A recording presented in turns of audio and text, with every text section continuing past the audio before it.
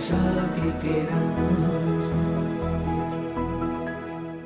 બે વખતે બહુ જ કઠિન કામ છે. એક તો અતિ સફળતા મનને સ્થિર રહેવું કઠિન છે, અતિ નિષ્ફળતામાં મનને સ્થિર રહેવું કઠિન છે. સફળતા માણસ બહેકી જાય છે, નિષ્ફળતા માણસ હરેરી જાય છે. સાંભળો છો? સફળતા અનેક લોકોને બહેકાવી દીધા છે. સફળતામાં ભક્તપણું તો ન રહે, માણસપણું માનવપણું ન રહે. માણસ ન રહે. કલેવર માણસનું રહે, પણ જીવન પશુ કરતા પણ બદતર થઈ જાય. શું ખાવું, શું ન ખાવું, શું પીવું, શું ન પીવું, શું જોવું, શું ન જોવું, એક પણ પ્રકારનો વિવેક સફળતામાં રહેતો નથી.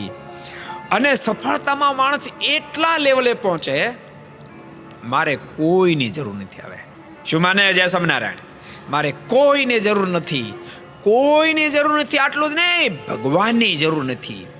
અને બહેકે તો ત્યારે જ ને માણસ, મારે ભગવાનની જરૂર નથી. સફળતામાં માણસ એમ માને, મારે ભગવાનની જરૂર નથી. અને નિષ્ફળતા માણસ હરેરી જાય. એટલો બધો હરેરે, આ દુનિયામાં મારું કોઈ નથી, ભગવાને મારા નથી. સમજાય? ભગવાને મારા નથી, મને સપોર્ટ કરતા નથી. આ બે વિચાર પ્રગટ થાય છે. પણ ભગવાનના ભક્તો, જેટલા ઘર સભા સાંભળતા બધાને કહું છું, ગમે તેટલી સફળતા પ્રાપ્ત થાય, એક લીંગટ ગાંઠ વાળજો. દુનિયામાં મારે કોઈની જરૂર પડે કે ન પડે, પરંતુ ભગવાનની તો મારે જરૂર પડશે, પડશે ને પડશે.